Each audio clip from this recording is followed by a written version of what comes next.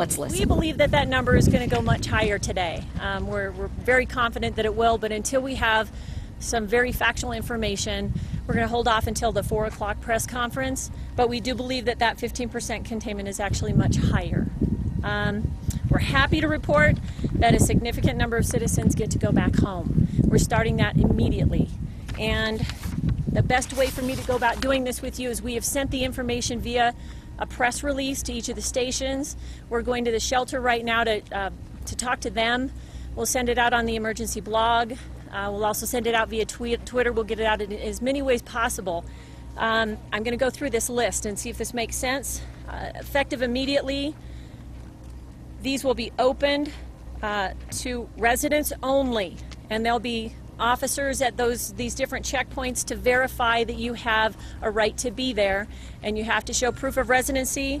Foxton Road from Highway 285 to Reynolds Ranch Open Space Park, that's a huge area. Pleasant Park Road from Ullman Park Road to Critchell Road. The High Grade Road from Maxwell Hill Road to Critchell Road, and West Platte River Road from Foxton Road to the South Platte Hotel. That's a significant number of people that get to go back home, and we're happy to get that done. Obviously, there's still some very affected areas that don't get to go home, and it's still very much a priority to get them home as quickly as we can do that. What we are telling residents who are going back home is that they need to be ready to leave again if fire behavior changes. People had to leave a couple of days ago with almost no notice and had to leave many things that were important to them behind.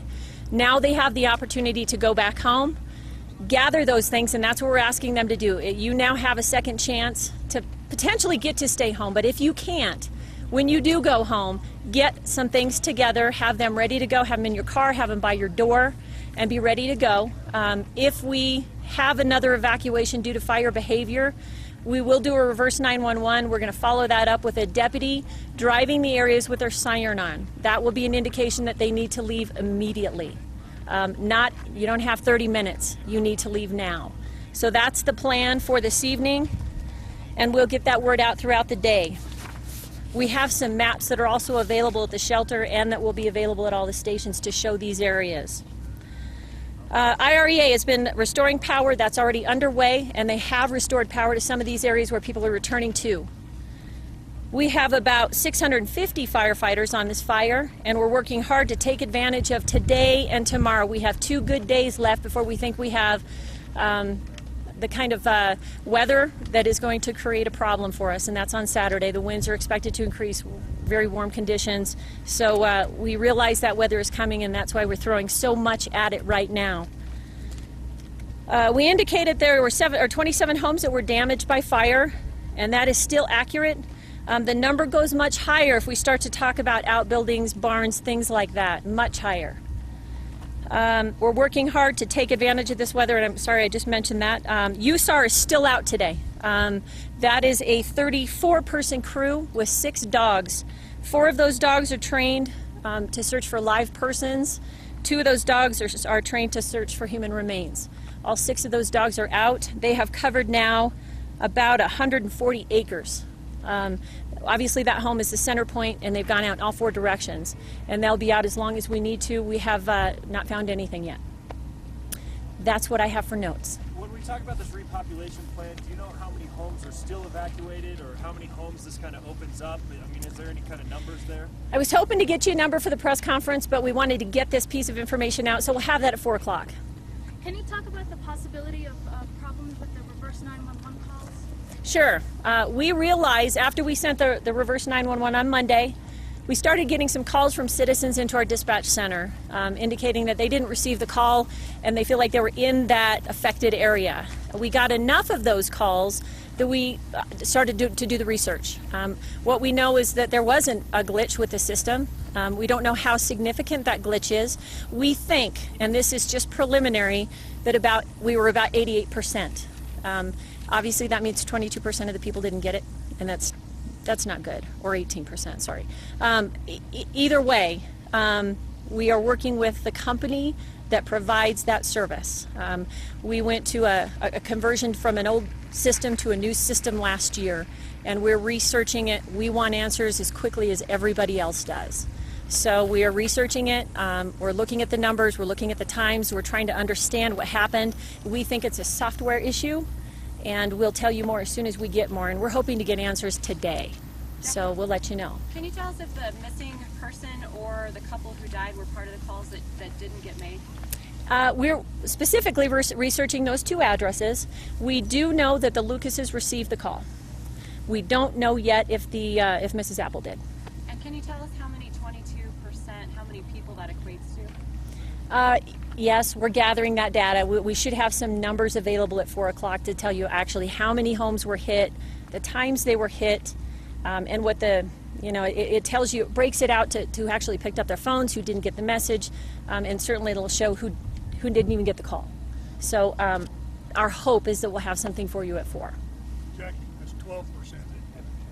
I did, thank you. Thank you for doing math for me. 12% did not, if the data that we're gathering preliminarily is correct, about 12% did not get it. So 88% did, as far as you can confirm right now. 88% did receive it in some fashion, either via cell phone or landline at their home. And obviously we're concerned about the other 12%. Any word from family members of the missing woman at this point that they had contact with her, whether or not she may have had an ultimate plan or anything extraordinary that they were able to share with you all about her whereabouts, not being at the home? We've had a lot of contact with the family, hourly, daily, from the beginning, and I want to protect them just a little bit. I would rather just not share that information until they're ready to share it, but we have a picture of what that was like for them, and at the time that they're comfortable with that, I'm happy to share it. Jackie, we had several viewers tell us that they called 911 several times on Monday afternoon and the dispatchers told them not to worry, that it was a controlled burn. Can you address that? I can address a little bit of that. I can't go into too much detail because I don't know, but we did get calls. We got lots of calls into 911 when this fire when the plume of smoke was up. People who were closest to it could see the fire. They were calling into dispatch, and it depended on when they were calling the information that we were giving. Early on, yes, we gave information that this was as a result of a controlled burn, that the Colorado State Forest Service was on site. And so that went to some homeowners.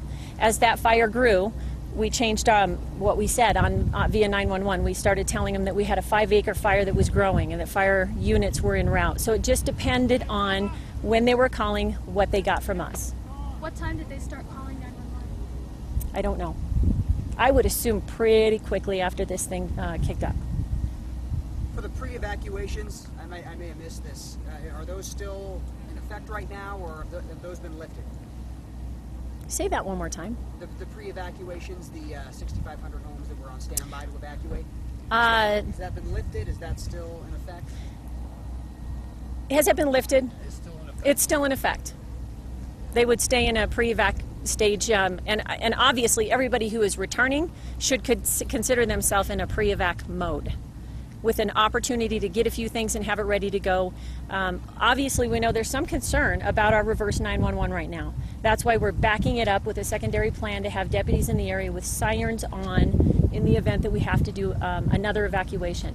The third thing I want to bring up is that if anyone ever is uncomfortable with the situation they're in, they see smoke, they see flames, anything, you do not have to wait for the sheriff's office to tell you to evacuate. You have a right to leave any time that you're not comfortable doing that. A little bit of self-ownership to the situation. Don't wait for us, ever. What else can I help with? Just to confirm, earlier I believe you spoke to 911 to know